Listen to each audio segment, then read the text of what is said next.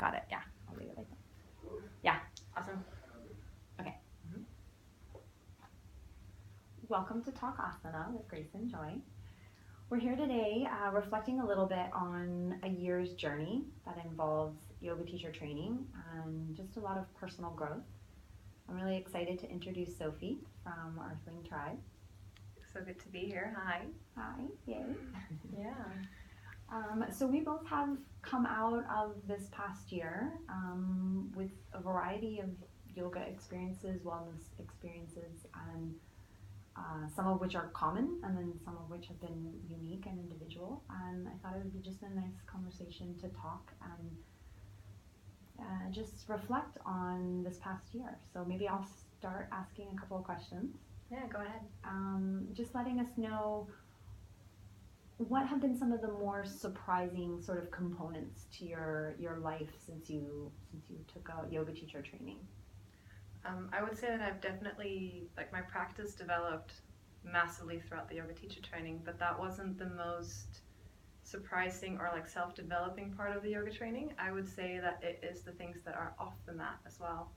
Things like the 8 limbs of yoga, the yamas and the niyamas, the do's and don'ts of yoga, or the do's and don'ts of your everyday life actually, and the practice off the mat that is also part of the yoga lifestyle. It's not just this sort of practice on the mat, it's this whole kind of lifestyle that has completely changed. I mean, we talk about the transformation that is happening from 3 weeks of training or however long you decide to do your yoga teacher training, and it seems maybe cliche, but it is just so true.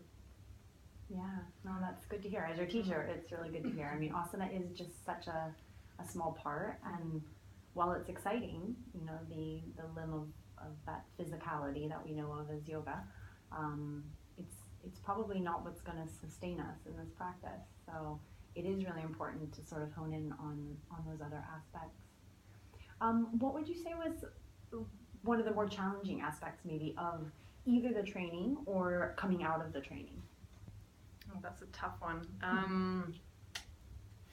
There was so many new words. There's a whole dictionary that belongs to yoga, and I still feel like sometimes I struggle with what's what, and learning the Sanskrit and just understanding what's behind all of these words that are not my language, that are translated, but maybe some things are missed in translation as well. So the whole understanding, I feel like that's a process as well. You're not going to just read a sentence and all of a sudden understand it. It's more of a process.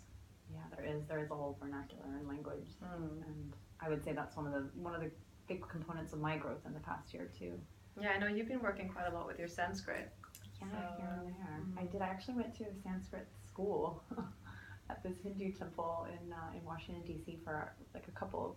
I wasn't the best student, but for a couple of Friday nights, I spent my Friday nights reading and studying Sanskrit, and it was a cool experience because it was actually so not related to yoga.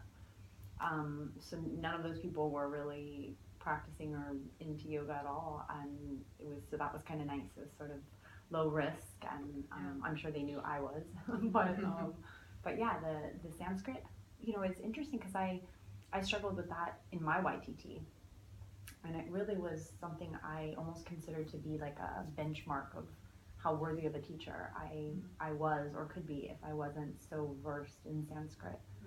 And there was a ton of benefits to knowing particularly the language and understanding the vibrancy of it and how it itself has healing effects. But I also feel like it's worthy to say that you can know Sanskrit and not be a great teacher, and be a great teacher and not know Sanskrit. So absolutely. Yeah, you know how I feel a little bit about that. But it's definitely been an area that I'd like to learn more, and I think it just makes it a more approachable practice that you can understand it from just like that, again, linguistic kind of cultural literacy point of view, not just that physical or experiential, but you really get a more intellectual understanding of the practice. Absolutely. And it's not just the Sanskrit of the asanas, it's the whole 8 limbs around it and the mantra chanting and things like that. When you get a deeper understanding for it, I feel like that's not something that comes right away from just reading it out loud. It is something that grows over time, that you learn more and more. Yeah, no, that's a work in progress, for sure. So tell us a little bit about maybe some of the other things that you've indulged in, perhaps because of this experience of a yoga teacher training.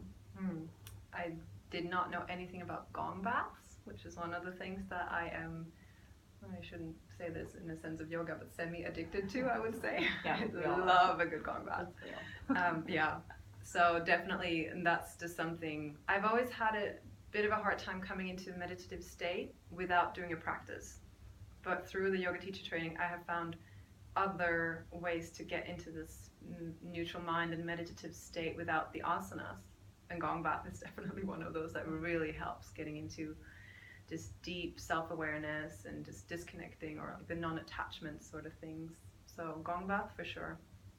And then another thing is Reiki, which I had no idea what it was. And you gave me my first Reiki treatment, and from there on I did level 1. A few months later I did level 2, and this week I'm going into level 3 and 4 to become a Reiki master. And I find that is almost something that I'm even more eager to share than the asanas. That is something that it's so hard to explain, but it has been life-changing to do Reiki for myself and for others. It's just such a loving and giving practice. No, I feel the same way. It's really a gift. No, and I remember, at the end of your training when I was working with Olivia, would be like, she's coming on board with Reiki. Like, you could just sense that you were like, what is this? I went in on this. Yeah, Reiki, it is, I think, a really nice tool set. Like, I like to think of myself as, this very like earthly sort of healing witchy woman that has this really badass leather tool belt with all sorts of energetic and sort of esoteric kind of tools. And Reiki is one of my favorites to go to. And I think it is, we talk about the lycra-free people who don't want to get in the leggings and stuff, and I don't blame them. Reiki is a great way, as are the sound baths, to meet people that aren't quite ready to unroll a mat or to break a sweat with us. And it is just something that's a lot more approachable and shareable than the asana work. Yeah, and I think that also builds on because the asana practice is very much about not completely, but it's much about the physical body, whereas the energetic body and this whole knowledge about the energetic body was quite new to me as well. And I feel like Reiki is a really good complement to the asana practice in that sense, getting into the energetic body.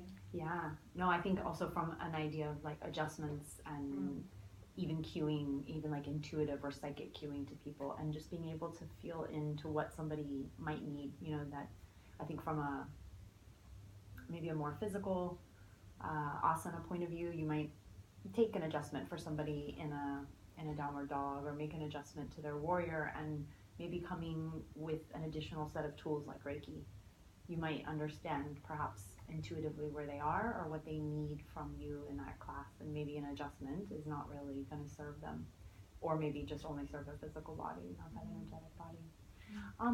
So just one other quick question for you. With regard to asana, how has your teaching, what kind of teaching have you kind of tapped into, or maybe just in a really real truthful way, how has it come about getting perhaps into the yoga scene as a new teacher? If you just want to share a little bit about that process or procedure. Yeah, so one of the things I used to do boxing before I started the yoga teacher training, and I was ready to start competing but couldn't really get behind it. Dove into yoga teacher training instead, but I'm actually teaching yoga now for the people at the boxing club that I used to go to, and not every and not just a normal kind of boxer, but actually a group of seniors that have Parkinson's disease. And they have been just amazing to do yoga with, because I looked up, how do you yoga for Parkinson, lots of balances, put them on a chair and everything like that. And these guys, they're just like, no, let's go to the floor. We want to be on the mat. We're going to practice real yoga now. So that's been absolutely amazing, and it's such a rich experience to teach them and to practice with them. And then I've also reached out to one of the studios in my hometown in Sweden, a studio called Yoga Living. And they've been really warming and welcome. So I have had a few workshops there, a yin and yang workshop, speaking again to the energy and the balance between female and male energy and night and day, dark and light. And I've also done a Surya Namaskar workshop, which is one thing that I felt was really giving, again, getting back to alignments, adjustments, drishti, all these kind of things, like breaking it down to build it back up. Now I will get a couple classes there for the spring, so I will do yin yoga and a sort of Ashtanga inspired vinyasa yoga with them. That's awesome. And as a teacher, I do feel I am really drawn to yin, which was a bit surprising because I would say I had a bit of a love-hate relationship with yin before I did my yoga teacher training, but I really love it, and I do feel that is maybe not what I would practice myself, but definitely what I would like to teach. Yin for me has also been a big part of my, I think, evolution in the last year.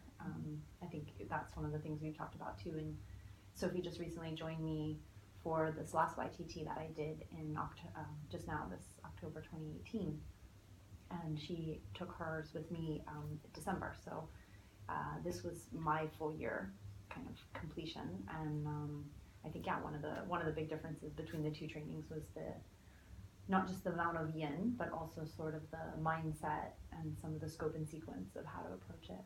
Yeah, the knowledge behind, like so much more in this YTT than the previous ones. Yeah, and I feel like the yin for me has definitely evolved. I do enjoy it as a practitioner, but I think different bodies and different aptitudes for postures and holding them just presents a different experience for different people. So I don't think the experience that I have as a practitioner is necessarily the same experience that I'm trying to create as a teacher. Yeah, exactly. Yeah. That can be different as well.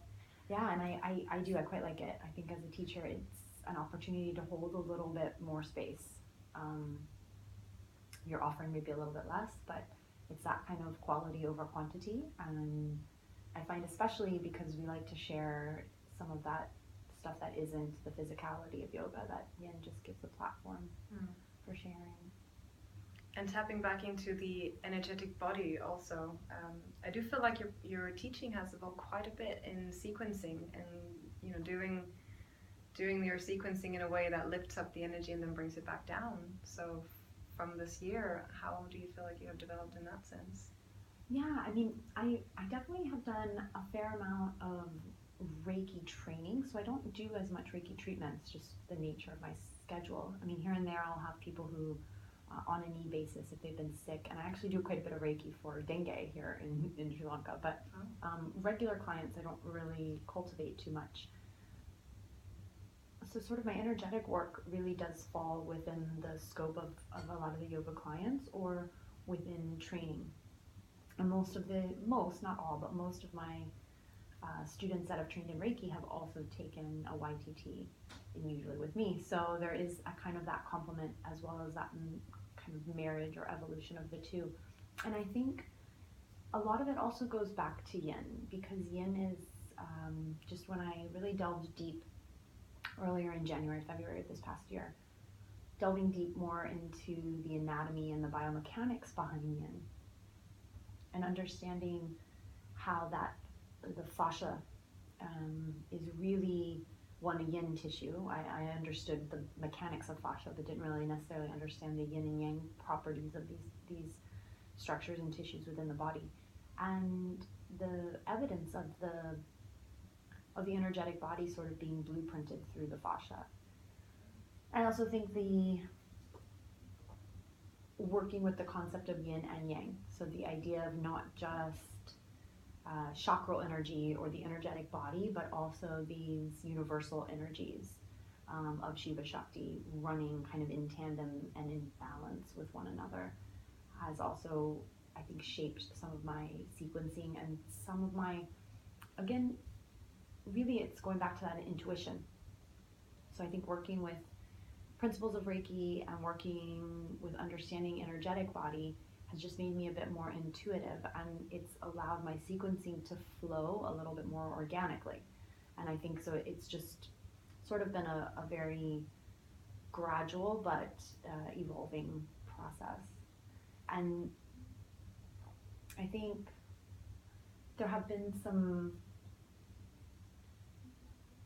just some shifts in maybe intention too. So I used to really quite enjoy seeing people work out or seeing that sort of climax of an asana practice or of a physical activity, and maybe even elongating sort of that peak or that pinnacle. And I feel as though I am also equally gratified by the cool down and by the release and by the relaxation and giving it its due part. So yeah. Would that be more tapping back into the 8 limbs then, to not just focus so much on the asana practice, but actually the whole of yoga?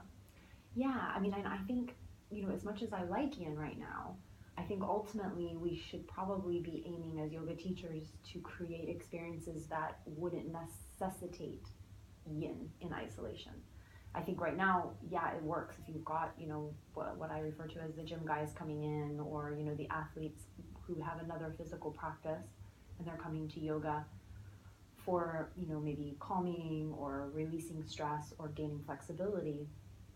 And then I think a yin and standalone isn't a bad idea, but I think exactly that, the yin has become so popular because it's a response to sort of the elimination of it in Western, let's say, sort of hijacked, for lack of a better word, yoga. And so this idea of, creating high heart rates and sweating and, power yoga and power vinyasa, which I like teaching those and I certainly like taking them.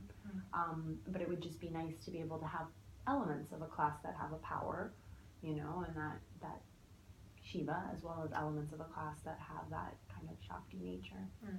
So yeah, I think it comes from creating a more holistic experience, and it's a real challenge. I used to really mandate or kind of require 90 minutes at places that I taught, and that's difficult. It's difficult to get clients to come in to commit to that. It's difficult for studios if they sort of have the hour or the 75-minute time frame, schedule going on. But it's really needed if we want to have, I think, a holistic approach to the practice. Some chanting, as we mentioned earlier, is so important. Some setting of intention, some doing some breath work, getting into movement, getting into some focused and repetitive postures so that we can employ the drishti, so we don't need to be, looking around. Cultivating sort of a climax with that activity and then bringing it down so that we can come into some, relaxation. And from there, that's sort of that pratyahara limb that we've spoken of. And then from there, we have the opportunity later to apply concepts of focus and absorption. Yeah.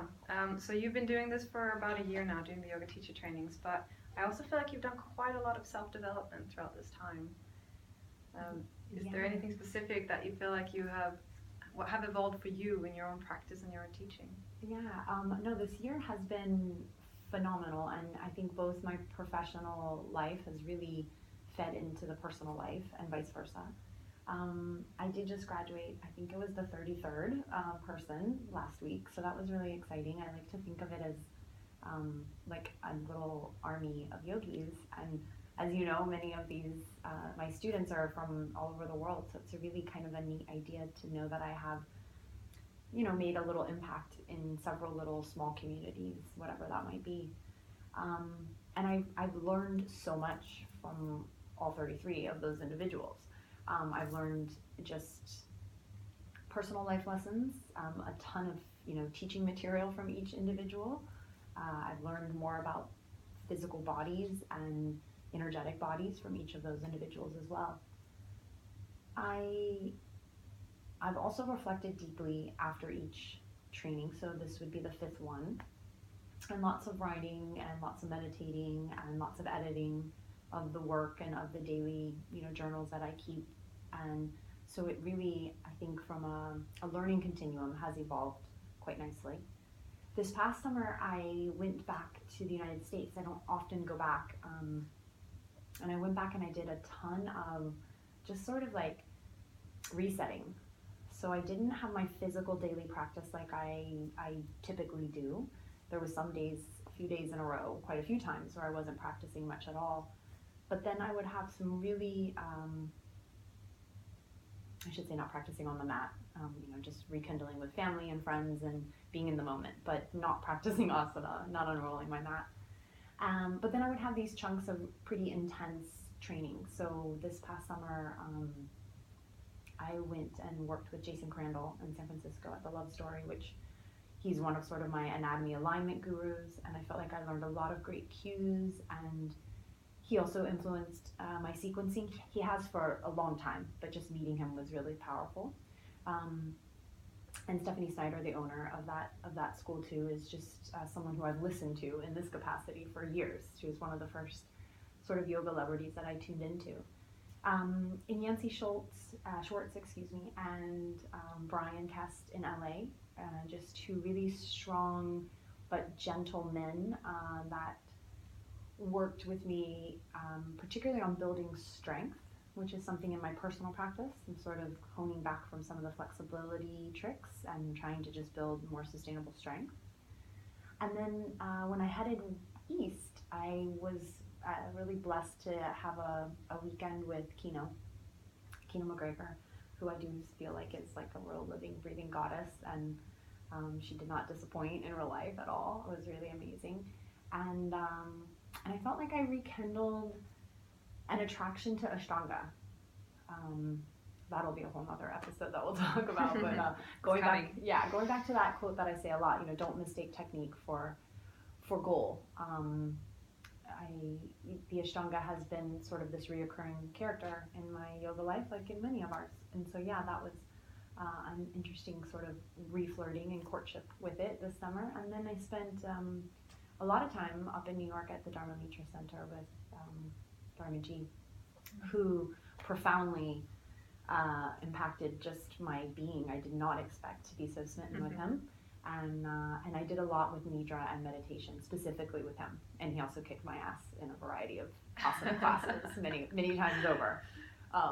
But the meditation and the yoga nidras was something that I really delved in deep with him. And I feel like I personally benefited a ton from those experiences, but then also professionally. So, and then just being in a few of those settings, I also connected with quite a few yogis that were also there, and so it was just a really uplifting, phenomenal experience. And like I said, then I took a little Sanskrit study as well. So it's been a huge year of personal practice, evolution, as well as just living life, as Ram Dass says, is the spiritual practice. So, and it's good to have you